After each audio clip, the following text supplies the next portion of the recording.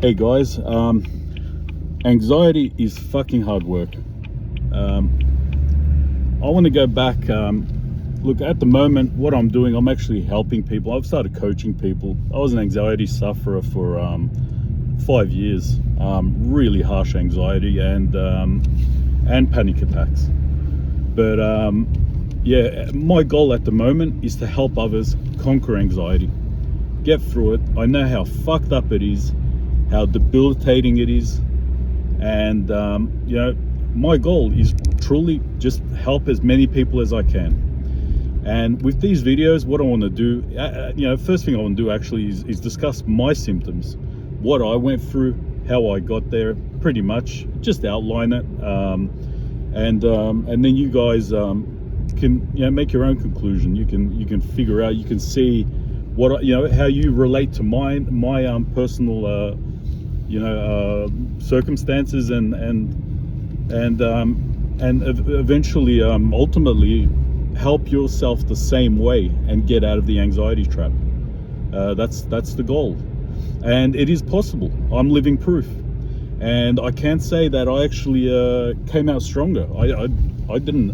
When I look back now, how hard the anxiety was, and it is so fucking hard. It is so hard. It's by far the hardest thing I've ever had to go through in my life. There's absolutely no doubt, and I can't imagine anything coming close. I don't even want to think about that part, but yeah, that's that. But as far as what happened to me, my symptoms, look, it was building up. For me, the way it started, I had this nervous feeling in the pit of my stomach. That was my first symptom, and that's pretty normal. So when you're having a school exam or whatever, you're probably going to have that same feeling. The problem was with me, I had a lot of things going on in my life. I had a business failing on me. I was young, I was inexperienced. I had questions in relationships, just because I was inexperienced there too. And I think all of that happening at once just made me very insecure. I didn't have the answers, and I never sat down really to figure out the answers, and that was probably my biggest problem. I never sat down with someone, talked it through. I just held it in. I held all that in, and that's probably the worst thing you can do. You got to get it out. You've got to get it out. It doesn't, speak to somebody. There's so many professionals out there that you can speak to right in the beginning to avoid anxiety. But I guess, look, if you're watching this video right now, you're past that, right? You've probably done the same thing I did. You've held it in. And this can happen at any age. For me, it happened in my 20s. I've heard some people I work with, it's happened in a lot earlier in their teens. I've even heard of instances where it's happened before 10 years of age. But it's also happened in people in their 40s, 50s, 60s.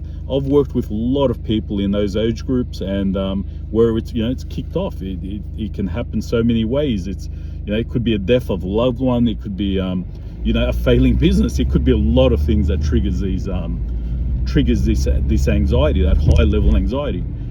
But when does it become a problem? It becomes a problem when it conquers your life. So anxiety is normal for all of us. Everyone's going to have anxiety to a certain level, and it's good. There's nothing wrong with anxiety. It's a good thing. It makes us care. It makes us care. It makes us be careful. So it's a good thing. But when it becomes a problem, the best way I can tell you that is explain how it became a problem for me. Now it was building up. And I went for a bit of a drive. And that's what I'd usually do when I'd be a little bit nervous, a little bit anxious. I'd go for a nice coastal drive somewhere. I love driving. I love cars. I love fast cars. And I'd always love a nice coastal drive. So that day I went for a coastal drive, and instead of enjoying the scenery, and it was a warm night, actually. I had the windows down and the breeze blowing through. It was just beautiful, really. But when you're when you've got those negative thoughts, I'd say, in your head, and they're just going on and on, that's when I wasn't enjoying that drive anymore. I was just thinking, I wasn't looking for the answers. I was just thinking, well, why am I so nervous? How do I make this stop? And I was thinking of the issues, but I wasn't thinking of the solution because I'd never talked to anybody. And then I stopped driving. I got out of the car and, I just stood up and all of a sudden, just my chest kind of locked up. My breathing became a little bit erratic. I could feel my heartbeat just going through the roof. It was just pounding in my chest. And I was just sweating, crazy sweat all over me. I put my hands over the chest and my initial thought was heart attack. I was sure. I just felt slightly dizzy. It was like an out-of-body sensation, a bit numb. I was sure I was having a heart attack. And that lasted, I'd probably say about 10 minutes, but it's hard to know in those moments. It's just hard to know. Probably lasted about 10 minutes. And I was there and just fell to the ground, really. Fell to the ground, thinking, well, what do I do now? And I actually was thinking, what do I do now? Like, how do I call her? I had a phone on me, but I couldn't, it didn't come to, like, I was in such panic that I couldn't even think of dialing an emergency, phone number. It was just in such panic. And then after about 10 minutes, I'd say it died down. And when it died down, I was like, I was thinking to myself, if that was a heart attack, it wouldn't stop. Why did it stop? So it wasn't making sense to me. Prior to that, I'd never heard of panic attack. I've never even heard of elevated anxiety at that time. So it was all very new to me.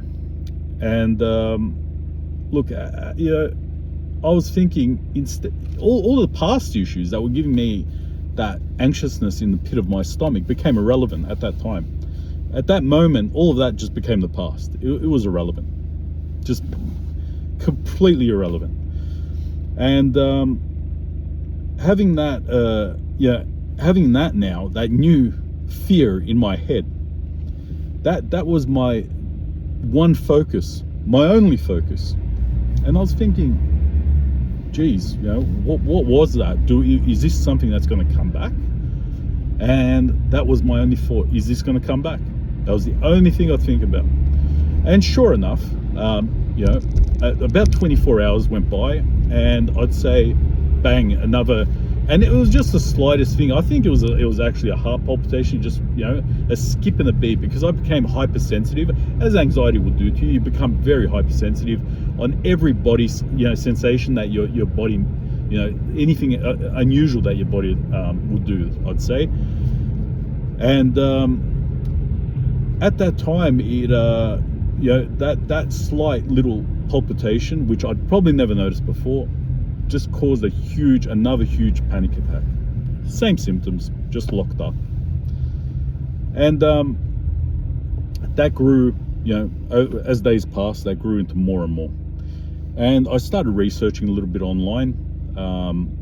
Information was a bit limited.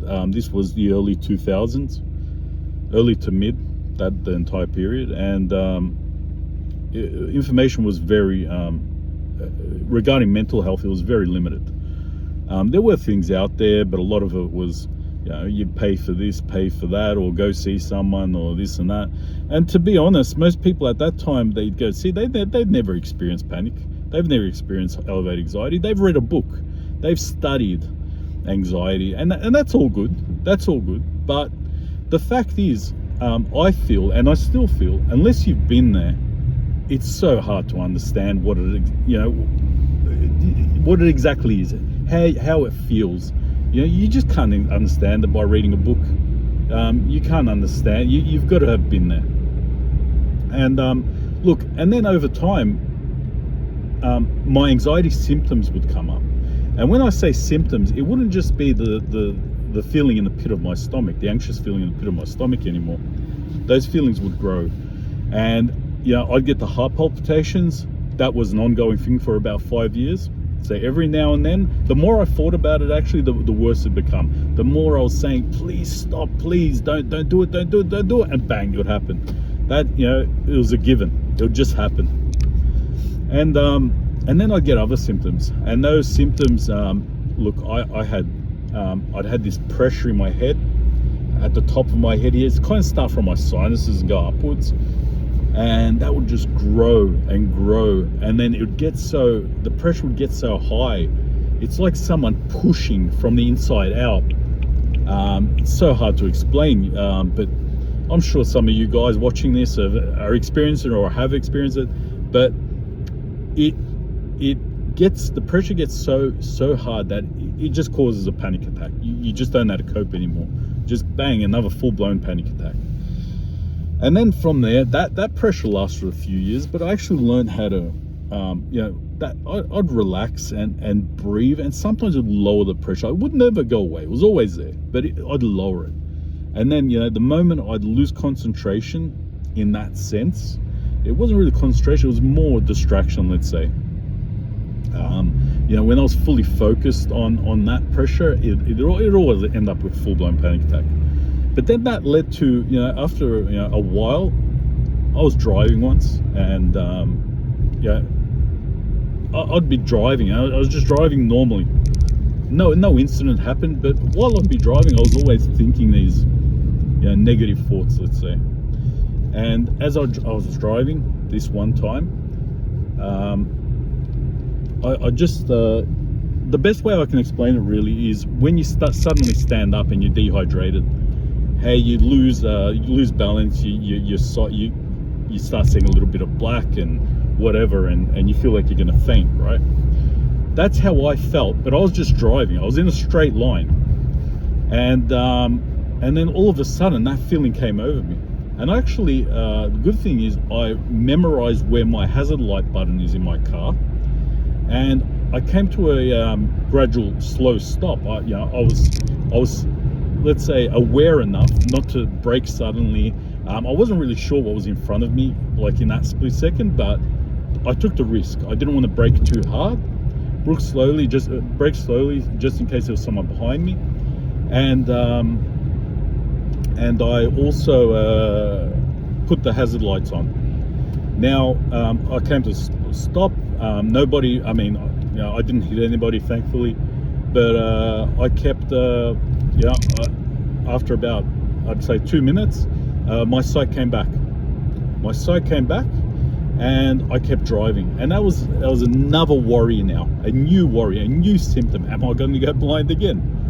Now, that only happened to me twice. And in both times, it was very similar. And luckily, it only happened twice, but it went away.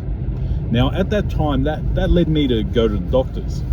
So I started questioning, but I was very worried because, talking about mental health, I kind of knew it was mental health at that stage. And it was very hard to talk to people back then about mental health. There weren't that many people that were open to it, and people would look at you like, you're crazy.